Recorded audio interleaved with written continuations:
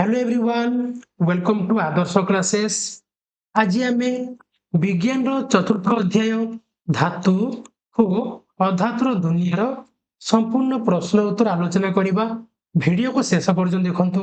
Channel को subscribe करने subscribe करी पाखरे बेल आइकन को ऑन कर दियंतु, जहा फल तमर सबुजाक विषय प्रश्न उत्तर वीडियो आम चैनल माध्यम पाई परिबे। तेबे चलंतु आज आमे धातु और अधातुर दुनिया पाठर संपूर्ण प्रश्न उत्तर आमे गोटी गोटी करके आलोचना करिबा।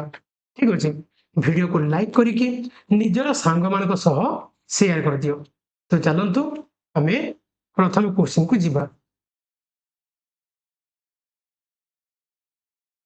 तो देखो प्रथम क्वेश्चन कोन देछि, केउ धातु सस्ता हो एहार पतला पात को सहज रे मोड़ी जे कोनसी आकार रे करी हुए बोली एहाको खाद्य पुड़िया प्रस्तुति पई साधारणतः व्यवहार करा जाय।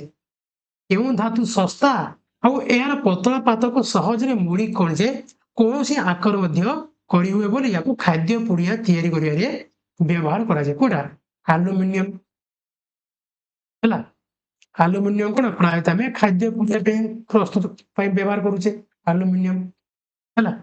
तापर जीव 2 नंबर को, निम्नलिखित केउ धातु जल स्पर्श रे आसिले सेथिरे निया लागि जाय।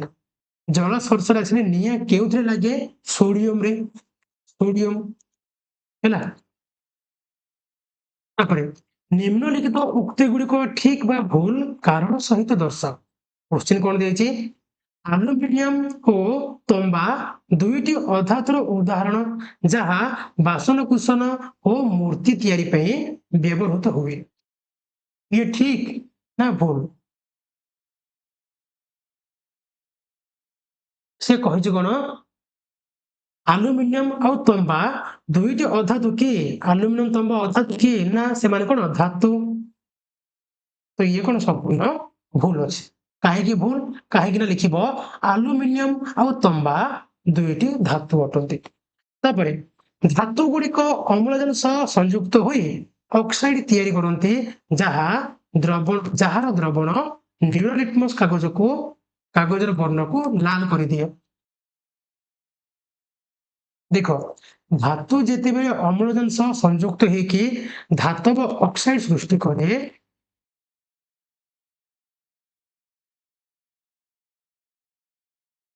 तेबे सीए कोन गोटे क्षारीय हे जबो हैला, क्षार हे जबो। बुझा पड़ला? तो ये कोन संपूर्ण भूल अछि हैला।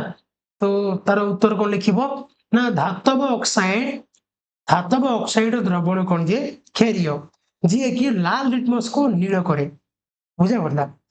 अम्लजान श्वसन पई एक अपरिहार्य अधातु। ये ठीक अछि, ठीक हैला। काहे कि ना अम्लजान गोटे कोन अधातु एवं सबु जीवंकर सबु सजीवंकर श्वसन पे कोन ये अत्यंत आवश्यक। पानी फुटिया पे तंबा पात्र व्यवहार करा जाय कारण से गुडिक विद्युत सुपरिबाही। भूल।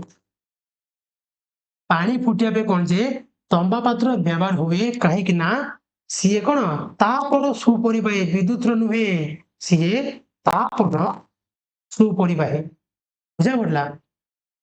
एठारे विद्युत परिवहन कौन से आवश्यकता नाही हैला। तो याको तुम उत्तर रे केमिति लिखिबो देखो।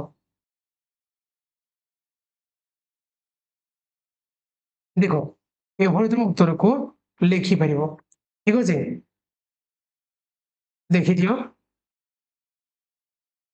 तापर जिबा हमें 4 नंबर प्रश्न को। क्वेश्चन कोन देछि देखो, काहेकि केवल अल्प केतक धातु अलंकार तैयारी पई उपयुक्त अटंती।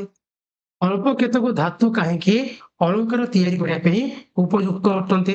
देखो सुना एवं रूपा परि धातु गुड़िक अत्यंत बा अत्यधिक नमनीय और तन्य, जहा द्वारा से गुड़िक सूक्ष्म तार बा विभिन्न आकार दिया जाय पारे। बुझा पड़ला? सुना रूपा एजा कोने गोटे गोटे अत्यधिक नमनीय और तन्य, जहा को सेमान कोन जे गोटे सूक्ष्म तार बा विभिन्न आकार कोन अति सहज रे देई हुए। ठीक अछि, एहा सहित एही धातु गुड़िक सहज रे वायु बा जल सह प्रतिक्रिया କରିକି କଳଙ୍କିତ ହୁଅନ୍ତି ନାହିଁ ବା ଏଥିରେ କଣ ସହଜରେ କଳଙ୍କ ଲାଗେ ନାହିଁ ହେଲା ଲେଖିପାରିବ ଏଥିରେ କଣ ସହଜରେ କଳଙ୍କ ଲାଗେ ନାହିଁ ତେଣୁ ଏହାର ଉଜ୍ଜ୍ୱଳତା ବହୁ ଦିନ ପର୍ଯ୍ୟନ୍ତ ରହିଥାଏ ହେଲା ସେଥିପାଇଁ ଅଳ୍ପ କେତେକ ଧାତୁ ଅଳଙ୍କାର ପ୍ରସ୍ତୁତି ପାଇଁ ବ୍ୟବହାର ହୁଏ ଯଦି ତମେ ଆନ୍ସରକୁ ଏମିତି ନ ଲେଖିବ ତେବେ ତମେ ଅନ୍ୟ ପ୍ରକାର ଲେଖିପାରିବ କଣ ଲେଖିବ ଏଇଟା ଲେଖିବ ଅଳ୍ପ କେତେକ ଧାତୁ ଅଳଙ୍କାର ପାଇଁ ଉପଯୁକ୍ତ କାରଣ ଇଏ କାଟିଦବ କାରଣ କାରଣ ସେଇ ଧାତୁ ଗୁଡିକ ଅତ୍ୟଧିକ ନମନୀୟ ଆଉ ତନୀୟ ଯାହାଦ୍ୱାରା ସେଗୁଡ଼ିକୁ ସୂକ୍ଷ୍ମ ତାର ବା ବିଭିନ୍ନ ଆକାର ଦିଆଯାଇପାରେ ଆଉ ଏମାନେ କଣ ନା ବାୟୁ ସହ ବା ଜଳ ସହ ପ୍ରତିକ୍ରିୟା କରିକି କଳଙ୍କ କଳଙ୍କିତ ବା କଳଙ୍କ ଧରି ନାହିଁ ତେଣୁ ଏହାର ଉଜ୍ଜ୍ୱଳତା ବହୁ ଦିନ ପର୍ଯ୍ୟନ୍ତ ରହିଥାଏ ତମେ ଏମିତି ମଧ୍ୟ ଆନ୍ସରକୁ ଲେଖିପାରିବ ଠିକ ଅଛି ତାପରେ ଯିବା ଆମେ 5 ନମ୍ବରକୁ 5 ନମ୍ବର କଣ ଦେଇଛି ସ୍ତମ୍ଭ ମିଳନ କର ସ୍ତମ୍ଭ ମିଳନ କରିବା ବିଦ୍ୟୁତ ତାର ତିଆରି ପାଇଁ ଆମେ କଣ ୟୁଜ କରିବା ବିଦ୍ୟୁତ ତାର ତିଆରି ପାଇଁ ଆମେ ତମ୍ବାକୁ ୟୁଜ କରିବା ସବୁଠାରୁ ନମନୀୟ ଆଉ ତନ୍ୟ ସବୁଠାରୁ ନମନୀୟ ଆଉ ତନ୍ୟ କିଏ ସୁନା ସେଥିପାଇଁ କଣ ସୁନାରୁ ବିଭିନ୍ନ ଅଳଙ୍କାର ତିଆରି ହୁଏ ସଜୀବ ଏହା ବିନା ବଞ୍ଚି ପାରିବ ନାହିଁ କାହା ବିନା ଅମ୍ଳଜାନ ବିନା ଏହା ରହିଥିବା ରାସାୟନିକ ସାର ମୃତ୍ତିକା ମୃତ୍ତିକାରେ ପ୍ରୟୋଗ କଲେ ଉଦ୍ଭିଦ ସୁସ୍ଥ ସବଳ ହୋଇଥାନ୍ତି କୋଉଟା ଜଳଖାର୍ଜନ ହେଲା ତାପରେ ଜଳ ବିଶୋଧନ ପାଇଁ କାହାକୁ ବ୍ୟବହାର କରାଯାଏ କାହାକୁ କ୍ଲୋରିନକୁ ହେଲା ତାପରେ ଯିବା ଆମେ 6 ନମ୍ବର 6 ନମ୍ବରରେ କଣ ଦେଇଛି ମ୍ୟାଗ୍ନେସିୟମ ଓ ସଲଫର ସହ ଅମ୍ଳଜାନ ପ୍ରତିକ୍ରିୟା କଲେ କଣ ହୁଏ ଉତ୍ପନ୍ନ ଉତ୍ପାଦ ଗୁଡିକ ମଧ୍ୟରେ ମୁଖ୍ୟ ପାର୍ଥକ୍ୟ କଣ ସେ କହିଛି ମ୍ୟାଗ୍ନେସିୟମ ଆଉ ସଲଫର ସହ ଅମ୍ଳଜାନ ପ୍ରତିକ୍ରିୟା କଲେ କଣ ଉତ୍ପନ୍ନ ହବ ତେବେ ଉତ୍ପନ୍ନ ହୋଇଥିବା ଉତ୍ପାଦ ଗୁଡିକ ମଧ୍ୟରେ କଣ ପାର୍ଥକ୍ୟ ରହିଛି ପାର୍ଥକ୍ୟ ତ କଣ କଣ ରହିଛି ତ ଆନ୍ସର ଦେଖିବା ଦେଖ ପ୍ରଥମେ ଦେଖିବା ମ୍ୟାଗ୍ନେସିୟମ ସହ ଅମ୍ଳଜାନ ଯେତେବେଳେ ରାସାୟନିକ ପ୍ରତିକ୍ରିୟା ଘଟିବ ଦବ କଣ ନା ମ୍ୟାଗ୍ନେସିୟମ ଅକ୍ସାଇଡ ଯାହାକି ଗୋଟିଏ କଣ କ୍ଷାରୀୟ ଆଉ ଇଏ କଣ ଯେ ଲାଲ ଲିଟମସକୁ ନୀଳ କରେ ସଲଫର ଆଉ ଅମ୍ଳଜାନ ମିଶିଲେ ରାସାୟନିକ ପ୍ରତିକ୍ରିୟା ଘଟିଲେ କଣ ଦେବେ ନା ସଲଫର ଡାଇଅକ୍ସାଇଡ ଯାହାକି ଗୋଟିଏ ଗ୍ୟାସ ହେଲା ଯାହା ଜଳରେ ଦ୍ରବୀଭୂତ ହୋଇ ସଲଫ୍ୟୁରିକ ଅମ୍ଳ ସୃଷ୍ଟି କରେ ଆଉ ଇଏ ଗୋଟେ କଣ ଅମ୍ଳ ବୁଝା ପଡିଲା ତ ଇଏ କଣ କରେ ନା ନୀଳ ଲିଟମସକୁ ଲାଲ କରେ ହେଲା ସଲଫର ଅମ୍ଳଜାନ ସହ ମିଶିଲେ କଣ ଯେ ସଲଫ୍ୟୁରିକ ଏସିଡ ସଲଫର ଗ୍ୟାସ ତିଆରି କରିବ ଏ ସଲଫର ଗ୍ୟାସ କଣ ଯେ ପାଣିରେ ମିଶିକି ସଲଫ୍ୟୁରିକ ଏସିଡ ସୃଷ୍ଟି करे ଯିଏ ଗୋଟେ କଣ ଅମ୍ଳୀୟ ପଦାର୍ଥ ଆଉ ଇଏ କଣ ନୀଳ ଲିଟମସକୁ ଲାଲ କରିବ ତେବେ ପାର୍ଥକ୍ୟ କଣ ନା ଧାତବ ଅକ୍ସାଇଡ କ୍ଷାରୀୟ ହୋଇଥିବା ବେଳେ ଅଧାତବ ଅକ୍ସାଇଡ କଣ ଯେ ଅମ୍ଳୀୟ ହୋଇଥାଏ ହେଲା ଧାତବ ଅକ୍ସାଇଡ ବା ମ୍ୟାଗ୍ନେସିୟମ କ୍ଷାରୀୟ ଆଉ ଅଧାତବ ଅକ୍ସାଇଡ ବା ସଲଫର ଅମ୍ଳୀୟ ବାସ୍ ଇଏ କଣ ଆମର ମୁଖ୍ୟ ପାର୍ଥକ୍ୟ ତାପରେ ଯିବା ଆମେ 7 ନମ୍ବର କଣ ଦେଇଛି ନିମ୍ନ ପ୍ରଦତ୍ତ ପ୍ରବାହ ଚିତ୍ରଟି ସମ୍ପୂର୍ଣ୍ଣ କର এই ଚିତ୍ରକୁ ଆମେ ସମ୍ପୂର୍ଣ୍ଣ କରିବା ଦେଖ ଡ୍ୟାଶ ବାୟୁ ଯୁକ୍ତ ତାପ which gives ପାଉଁଶ କାହା ସହ ବାୟୁ ଆଉ ତାପ ପ୍ରତିକ୍ରିୟା କଲେ ପାଉଁଶ ଦେବ କାହା ସହ ଧାତୁ ସହ ଧାତୁ ଯେମିତିକି ମ୍ୟାଗ୍ନେସିୟମ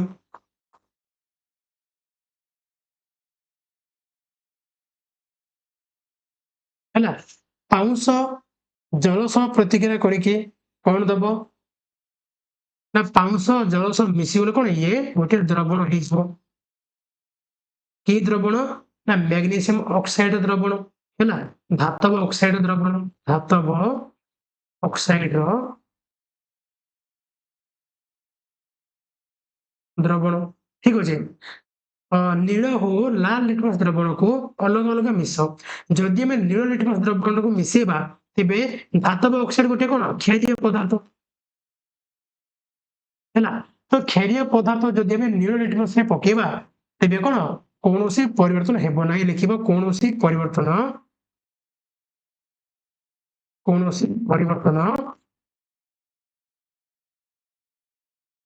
ହେବ ନାହିଁ କିନ୍ତୁ ଏଇ ଧାତବ ଅକ୍ସାଇଡ ଯେବେ ଆମେ ଲାଲ ଲିଟମସରେ ପକେଇବା ତେବେ କଣ ଇଏ ନୀଳ ହେଇଯିବ। ବୁଝା ପଡିଲା।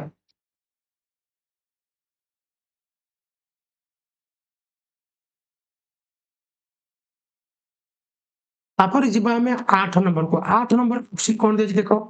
ତୁମକୁ ନିମ୍ନଲିଖିତ ପଦାର୍ଥ ଗୁଡିକୁ ଦର୍ଶାଯାଇଛି। ଆଲୋଚନା କର। ତୁମେ କେଉଁ ପଦାର୍ଥକୁ ପାଣି ଫୁଟେଇବା ପାତ୍ର ତିଆରି ପାଇଁ ସବୁଠାରୁ ଅଧିକ ପସନ୍ଦ କରିବ ଆଉ କାହିଁକି? କାହାକୁ ଆମେ ପସନ୍ଦ କରିବା? ଆମେ କଣ ତମ୍ବା କିମ୍ବା ଲୁହାକୁ ଅଧିକ ପସନ୍ଦ କରିବା। କାହିଁକି କରିବା? କାହିଁକି ନା ଦେଖ, କାହିଁକି ନା ଧାତୁ ଗୁଡିକ ତାପର ସୁପରିବାହୀ, ଯାହା ଫଳରେ ପାଣି ଶୀଘ୍ର ଗରମ ହବ। ତ ଧାତୁ କଣ ତାପ ସୁପରିବାହୀ, ଯାହା ଫଳରେ କଣ ଯେ ପାଣି ଶୀଘ୍ର ଗରମ ହବ। କିନ୍ତୁ ଏ ଯୋଉ ସଲଫର, କୋଇଲା କିମ୍ବା କାଠ ଏସବୁ କଣ ଯେ ଗୋଟିଏ ଗୋଟିଏ ଅଧାତୁ ହେଇଥିବାରୁ ଏଗୁଡିକ କଣ ତାପର କୁପରିବାହୀ। ଏଥିରେ ଏବଂ ଏଥିରେ ପାତ୍ର ତିଆରି କଲେ ତାହା ଜଳି ଯାଇପାରେ ବା ତାପ ପରିବହନ କରିବ ନାହିଁ, ଯାହା ଫଳରେ କଣ ଏଥିରେ ପାଣି ଫୁଟିବ ନାହିଁ। ସେଥିପାଇଁ ଆମେ କଣ ତମ୍ବା କିମ୍ବା ଲୁହାକୁ ଆମେ ପସନ୍ଦ କରିବା।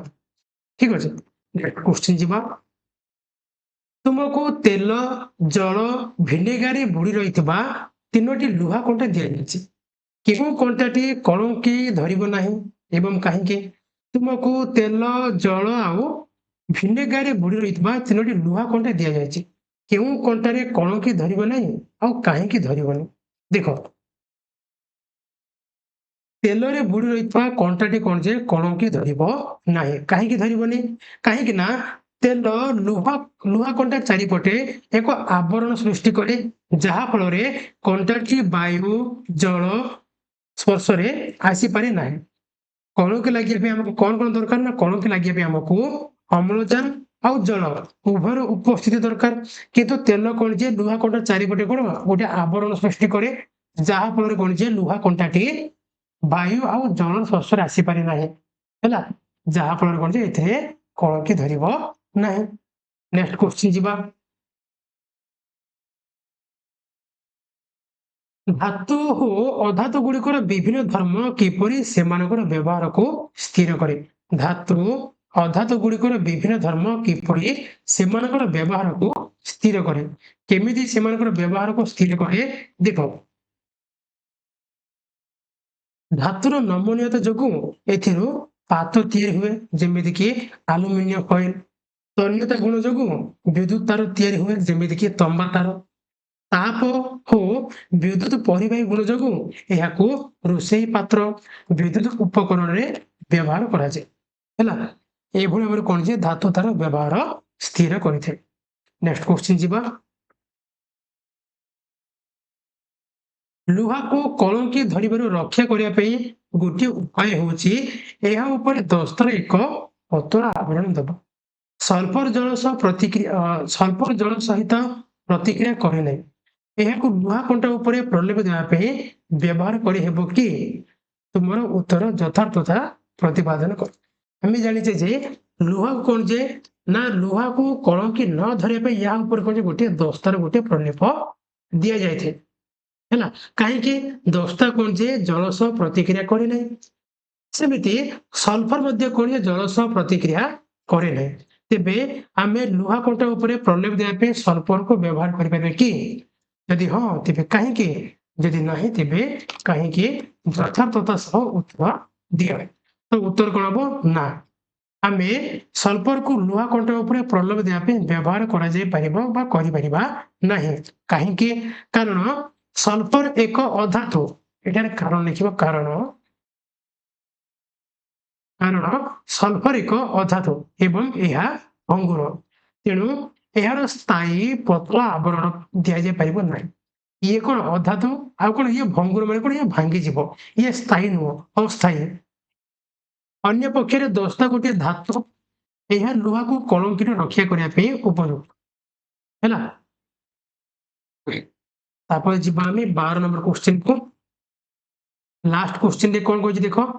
ଜଣେ ଲୁହା କାରିଗର କୌଣସି ଉପକରଣ ତିଆରି କରିବା ପୂର୍ବରୁ ନେଉଥିବା ଲୁହାକୁ ଉତ୍ତପ୍ତ କରିଥାଏ। ଏହି ପ୍ରଣାଳୀରେ ଉତ୍ତପ୍ତ କରିବା କାହିଁକି ଆବଶ୍ୟକ? ଜଣେ ଲୁହା କାରିଗର କଣ ଯେ କୌଣସି ଉପକରଣ ତିଆରି କରିବା ପୂର୍ବରୁ ଲୁହା କଣ ଯେ ଗରମ କର। ତେବେ ଲୁହାକୁ ଗରମ କରିବା କାହିଁକି ଆବଶ୍ୟକ?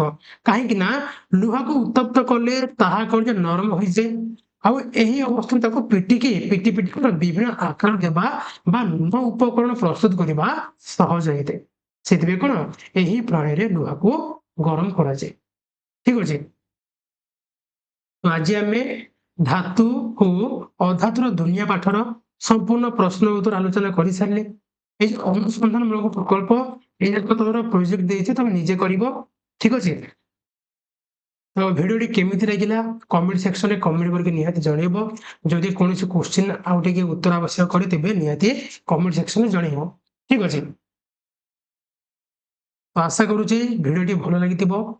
ଭଲ ଲାଗିଥିଲେ ଗୋଟେ ଲାଇକ୍ କରିଦିଅନ୍ତୁ। ଆଉ ଏମିତି ଅନ୍ୟ ବିଷୟ ଗୁଡ଼ିକର ପ୍ରଶ୍ନ ଉତ୍ତର ଭିଡ଼ିଓ ପାଇବା ପାଇଁ ଚ୍ୟାନେଲକୁ ସବସ୍କ୍ରାଇବ କରି ପାଖରେ ଥିବା ବେଲ୍ ଆଇକନକୁ ଅନ୍ କରିଦିଅନ୍ତୁ।